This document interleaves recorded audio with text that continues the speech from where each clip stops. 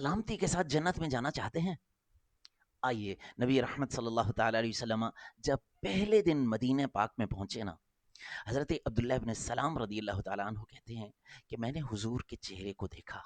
हुज़ूर खुतबा इरशाद फरमा रहे थे, वाज़ व नसीहत फरमा रहे थे और फरमा रहे थे, या अय्युहन नास, ए लोगो, या अय्युहन नास, अफ़शुस सलाम व अतअमुत तआम वसिलुल अरहाम वसल्लू वन्नासु नियाम तदखुलुल जन्नत बिसलाम। अल्लाह अल्लाह ये अल्लाह। पहले अल्फाज हज़रत अब्दुल्ला इब्न सलाम के कानों से टकरा रहे हैं, जो नबी करीम सल्लल्लाहु ताला अलैहि वसल्लम पहली दफ़ा इनके सामने खुतबा इरशाद फरमा रहे हैं। कहते हैं मैंने देखा, मैंने ये बातें सुनी और मैंने चेहरा मुस्तफ़ा की तरफ देखा, तो मुझे मेरे दिल ने गवाही दी कि ये चेहरा किसी झूठे का नहीं हो सकता, ये सच्चे नबी हैं। इसलिए मैंने इनकी बातों को तवज्जो के साथ सुना।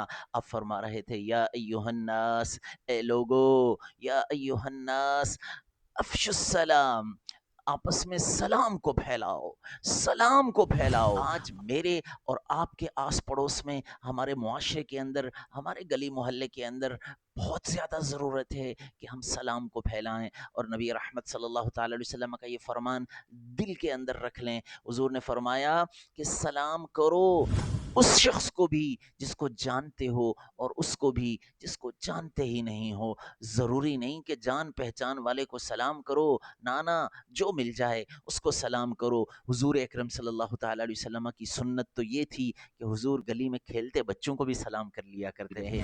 आज हम देखते हैं कि कोई सलाम करता भी है तो लोग इतने मगन हैं, कोई मोबाइल फ़ोन में मगन है, कोई बातचीत में मगन है, कोई गपशप में मगन है, सलाम का जवाब तक देने का टाइम नहीं है लोगों के पास। हालांकि सलाम करना सुन्नत है, लेकिन सलाम का जवाब देना वाजिब है।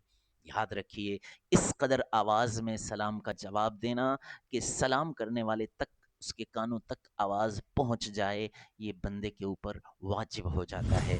आप और मैं सोचें कि किस कदर लोग सलाम कर रहे होते हैं। हाँ, अगर कोई ग्रुप है, कुछ बंदे मौजूद हैं, 2-4 बंदे मौजूद हैं, उनमें से किसी एक ने भी सलाम का जवाब दे दिया तो हो जाएगा, सबकी तरफ से हो जाएगा। लेकिन अगर कोई वन पर्सन है और उसने सलाम का जवाब नहीं दिया, खामोशी से गुजर गया, भले वो अपने ख्यालात में गुम हो, भले अपनी टेंशन और प्रॉब्लम्स का शिकार हो, लेकिन याद रखें, आप थोड़ी सी देर के लिए सलाम को इस कदर हल्का ना लें।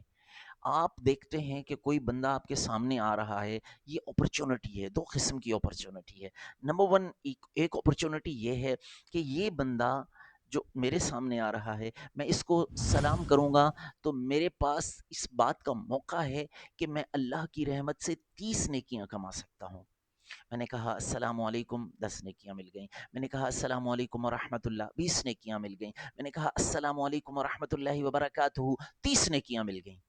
तो इसका मतलब क्या है? क़यामत के दिन जहाँ एक-एक नेकी को तरस रहे होंगे, आप मस्जिद आते-जाते, ऑफ़िस आते-जाते, घर आते-जाते, कहीं पे भी सब्ज़ी लेने जा रहे हैं, तो आप लोगों को सलाम करते हुए चले जाएँ। आप सोचें तो सही, 500 हज़ार नेकियाँ जमा करके आ जाएँ, कोई घाटे का सौदा है, अपना काम भी करके आ जाएँ। हज़रत अब्दुल्लाह इब्न उमर रज़ियल्लाहु ताला अन्हु स्पेशल लोगों को सलाम करने और नेकियाँ कमाने के लिए बाज़ारों में जाया करते थे।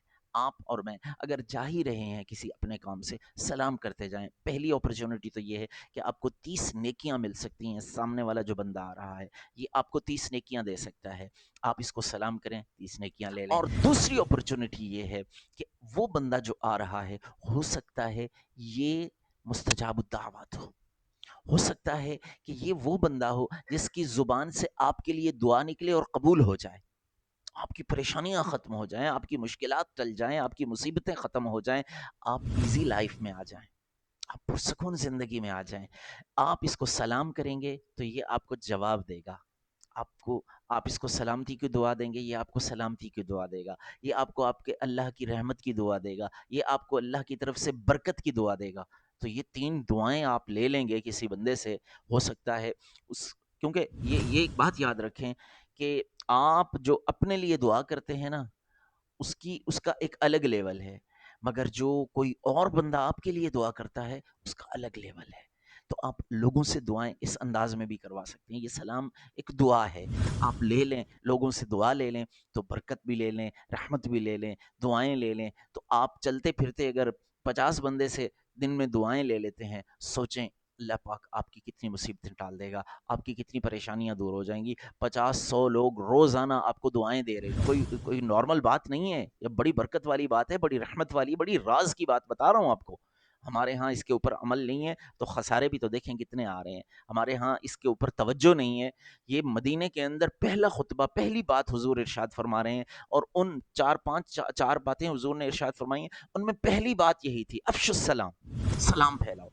دوسری بات حضور نے ارشاد فرمایا اطعموا الطعام، لوگوں کو کھانا کھلاؤ.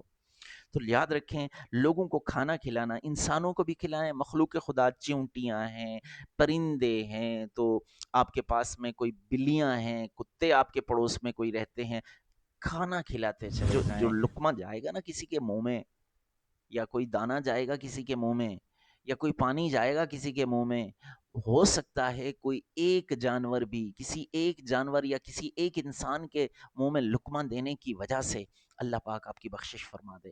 ہاں، وہ بنی اسرائیل کی ایک خاتون یا ایک مرد، دونوں روایات ہیں، کہ وہ گنہگار شخص، گنہگار خاتون، ایک پیاسے کتے کو پانی پلایا، اللہ پاک نے اسی پر اس کی بخشش فرما دی، اس کو توبہ کی توفیق بھی عطا فرما دی، بخشش کا سامان بھی کر دیا، جنت کا پروانہ بھی عطا فرما دیا.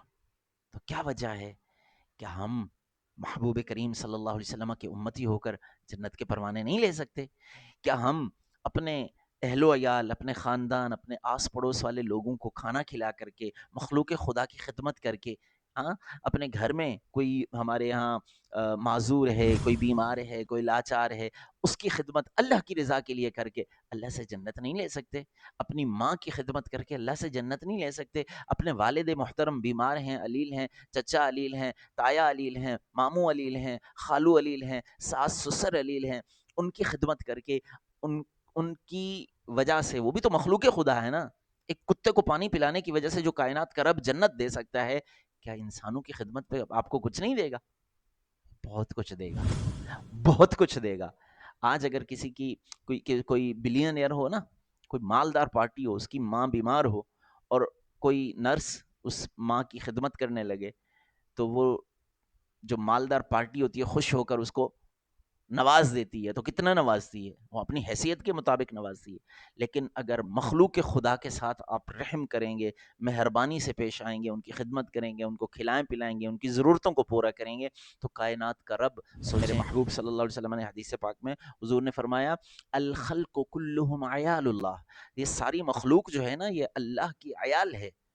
جی ہاں، اللہ کی مخلوق اللہ کو بہت پیاری ہے. آپ اس کی مخلوق میں سے کسی ایک کی بھی خدمت کرتے ہیں نا، اللہ کو بڑی پسند آتی ہے. آپ اس کو کھلا پلا کر کے، اس کی ضرورت کو پورا کر کے، اس کے لیے آسانی پیدا کر کے جو بھی خیر کا کام کریں گے نا، آپ کے رب کو بڑا بھائے گا. اور جب اللہ کو بھا جائے گا نا، اس پر جو عطا فرمائے گا نا، وہ سب سے عظیم الشان انعام، وہ جو عطا فرماتا ہے، وہ دنیا کی تو بہتریاں، خیر، بھلائیاں عطا ہی فرما دیتا ہے، جنت بھی عطا فرما دیتا ہے. ٹھیک ہے. تو دوسرا کام حضور نے فرمایا اطعم الطعام.